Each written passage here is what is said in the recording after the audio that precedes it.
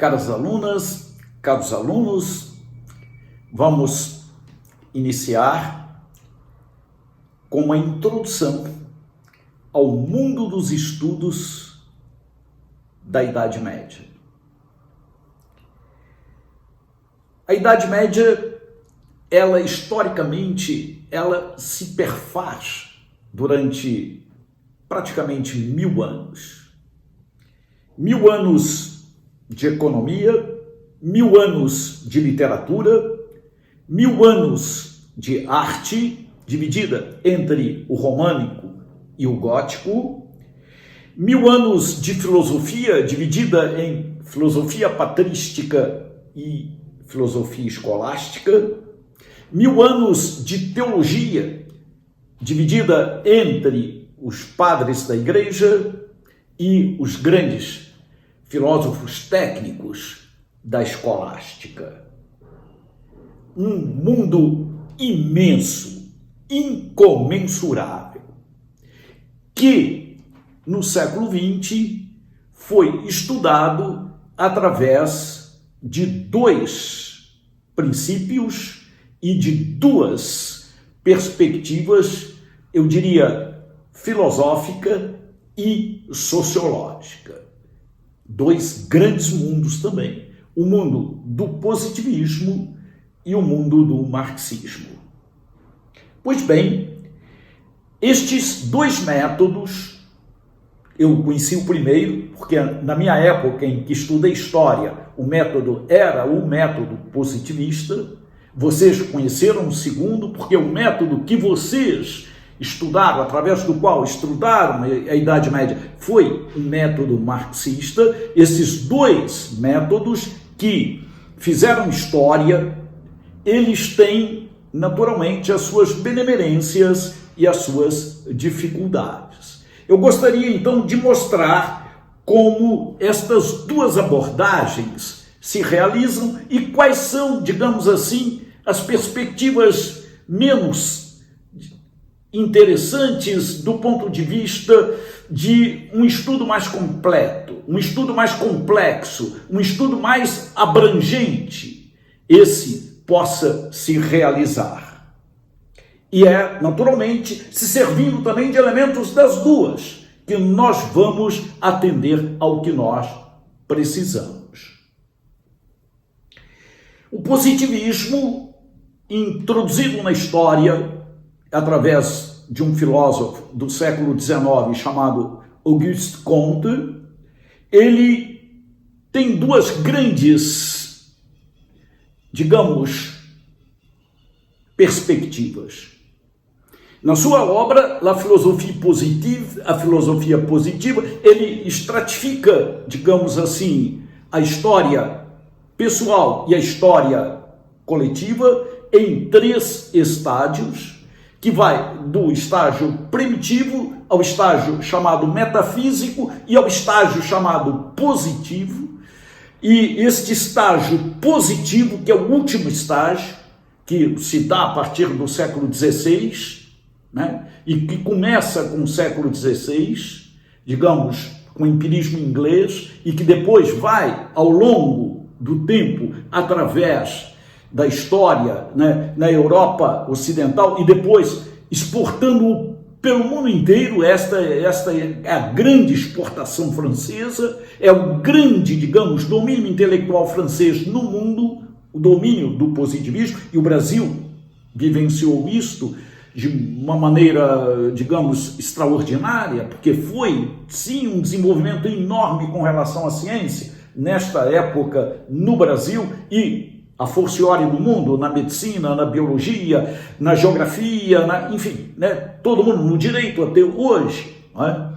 Enfim, o que se está falando e o que está em jogo é justamente uma estratificação e a onipotência dessa estratificação. Quer dizer, o dado positivo é o dado positivo é o fato positivo é o dado. E esse dado é o dado que funciona como sendo, digamos assim, a marca registrada para tudo, absolutamente tudo. E em cada domínio do conhecimento, em cada área do conhecimento, esse dado se estabelece não só como um princípio, mas como o tudo a ser desenvolvido. Como eu falei, não é?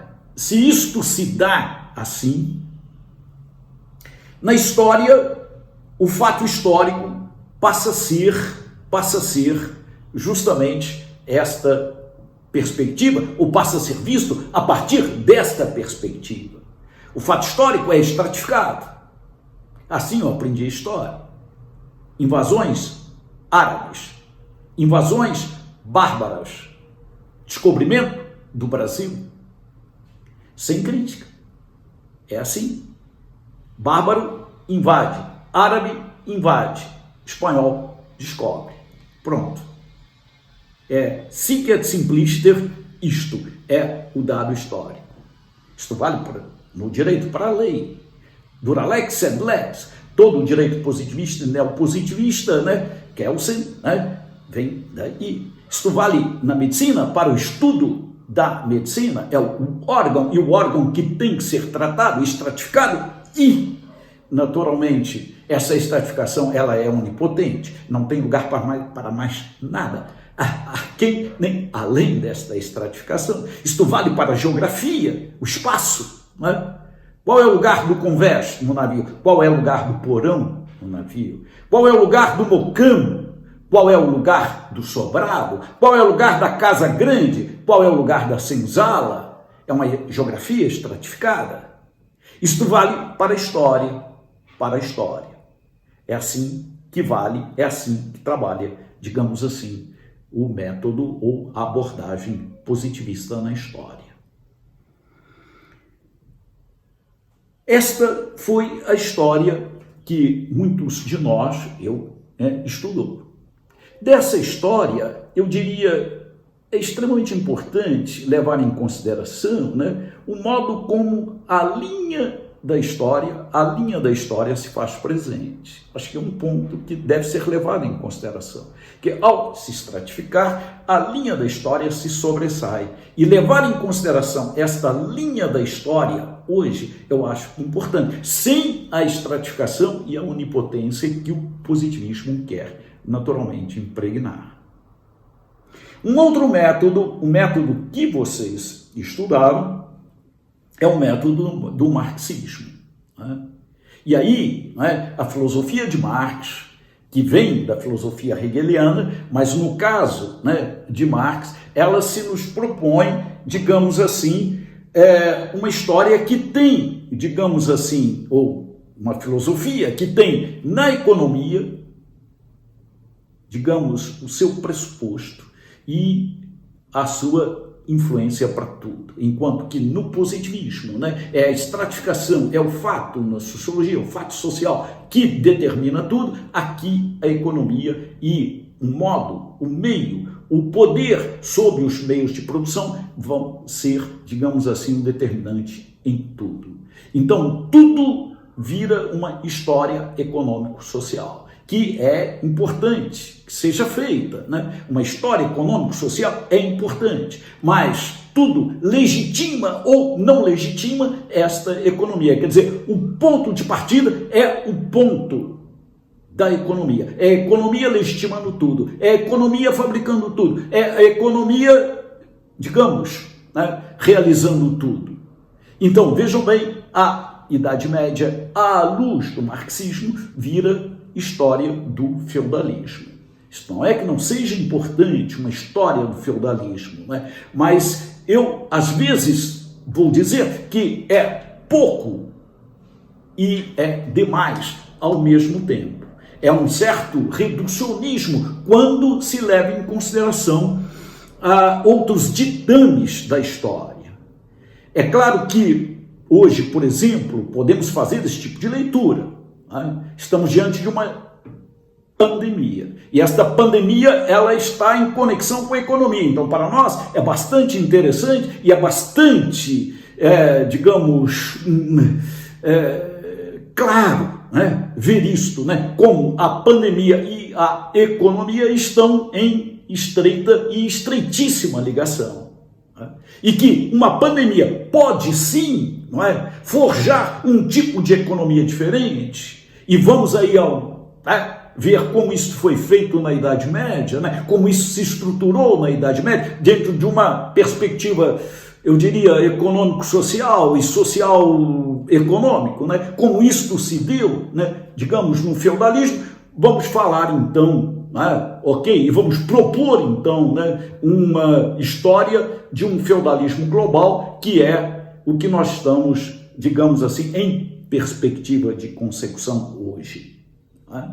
Quer dizer, vejam como um método, ele nos ajuda, de certa forma, a ver. Mas eu diria, é pouco ainda. Porque há outros fatores na pandemia que vão traçar, digamos, influências também, circunstâncias, condicionantes, condicionamentos, diria, em ordem psicológica, em ordem sociológica, em ordem cultural, que vão influenciar, não é? Que vão influenciar, e muitos que vão naturalmente nos fazer sair ou escapar a essa, digamos, né, perspectiva determinista, que é, digamos assim, uma só, uma economia determinada. Mas ela tem o seu caráter, digamos, de benemerência. Quer dizer, fazer um estudo econômico é fazer um estudo, Quer dizer, eu retirei do positivismo a linha da história, eu tiraria, digamos, do método marxista a sua impronta, para usar uma expressão em italiano, o seu posicionamento dialético. Olhar a história do ponto de vista dialético é extremamente interessante, e nós podemos fazê-lo aqui, digamos assim, na nossa introdução. Então, o que eu queria propor era justamente isto, né, para o nosso estudo. Dos dois métodos, né, nós vamos tomar uma perspectiva de um e uma perspectiva de outro, né, para tentarmos, digamos assim, abordar, além de outras perspectivas, né, não só, digamos, dos dois métodos, mas vamos usar outros métodos também, como o método aristotélico, porque é extremamente importante usar Aristóteles na Idade Média, porque ele foi o pai, digamos assim, né, da filosofia escolástica. É extremamente usar Platão na Idade Média, porque ele foi o pai da chamada filosofia como exercício espiritual na patrística. Então temos que ir além dos dois métodos. Não podemos ficar só nos dois métodos. Mas na linha da história e aproveitando a dialética do marxismo e de Hegel, sobretudo, que foi, digamos assim, o mundo através do qual nós vivemos a história, estudamos a Idade Média, eu queria propor e mostrar a vocês como usar os dois lados da dialética é extremamente importante, não é? Assim, vejam bem, vamos tentar resumi-lo aqui, não é, através de três momentos. O momento, por exemplo, da presença da mulher na filosofia medieval ou na história medieval, ok? O momento dos grandes projetos medievais e o momento de um certo tipo de relação, sobretudo no âmbito da teologia e do ecumenismo que houve na Idade Média. Quero aqui então mostrar três exemplos que são exemplos diferentes e mostrar como a Idade Média ela está além e aquém, né, de uma abordagem única, de um modo único de abordagem. E nós podemos também valorizá-los, tomando deles, digamos, né, algo que pode ser extremamente importante para a nossa crítica. Assim, vamos falar das mulheres. Existe uma autora que trabalha a mulher na Idade Média, que se chama Régine Pernoud, A Mulher na Idade Média. Eu gostaria de indicar esse livro, né, se for possível alguém adquirir. É muito interessante. Ela trabalha papel, essa grande historiadora, né, como Le Goff, são historiadores da escola francesa, que trabalham de uma maneira esplêndida digamos assim, ela trabalha de uma maneira esplêndida, não só as mulheres, as catedrais, enfim, né, a arquitetura medieval, mas a questão da mulher é extremamente abordada por ela. Eu queria aqui justamente mostrar isso, né, dentro de um espírito dialético. Se houve um lado ruim na Idade Média, a ponto de ser chamada de Idade das Trevas, né, houve também grandes momentos dentro da própria estrutura da dialética, não é? Vamos lá. Na dialética da fogueira, houve fogueira, houve, mas houve Joana d'Arc, ok? Outro ponto da dialética. Houve fogueira, sim, que mata. Houve Joana d'Arc resistindo à fogueira e tantas outras, né? Beguine, medievais, né? Digamos, gente de todo tipo, né, de toda ordem, mas estou falando aqui de mulheres, né? Beguine, e no caso aqui, falando de Joana d'Arc, foi uma general, né? Encontrar uma general mulher hoje comandando uma guerra é extremamente difícil e penso que não exista, né? Na Idade Média existiu. Foi para a fogueira? Foi reabilitada? Foi. Depois foi canonizada pela Igreja Católica? Foi. Então, momentos diferenciados, momentos díspares. Houve uma corrupção na igreja da época, mas houve uma Catarina de Sena, outra mulher, né, que chegava o dedo lá no nariz do Papa e dizia, não só aconselhava, e dizia, seu lugar não é aqui em Avignon, seu lugar é em Roma, e fez com que o Papa voltasse para Roma. Houve estratificação social? Houve nobres, havia o mundo dos nobres, havia o mundo do clero, havia o mundo dos monges, havia o mundo das glebas, dos palácios, das glebas. Houve glebas e houve muita gente sofrendo nas glebas. Houve ricos e pobres, muito ricos e muito pobres, mas houve, digamos assim, mulheres extremamente ricas que se tornaram, digamos, extremamente pobres. Mulheres, homens e mulheres, mas estou falando aqui de mulheres. Exemplo, Clara de Assis, Inês de Praga, Isabel da Turingia, ok? Então, esse é o lado da dialética, é o lado 2 da dialética. Clara de Assis, né, mostrando que o samba não é de uma nota só. Mostrando que não existe só um modo. Aquela que era mais rica se tornou a mais pobre por ideal. Houve, digamos, excomunhões. Houve, e muita excomunhão. Mas houve uma mulher chamada Hildegard de Bingen, né, que foi excomungada, ela e o seu mosteiro inteiro, por enterrar um excomungado no mosteiro. E essa mulher era a mulher mais sábia da época, porque era médica, era botânica, era bióloga, era escritora, era compositora. E que música fazia?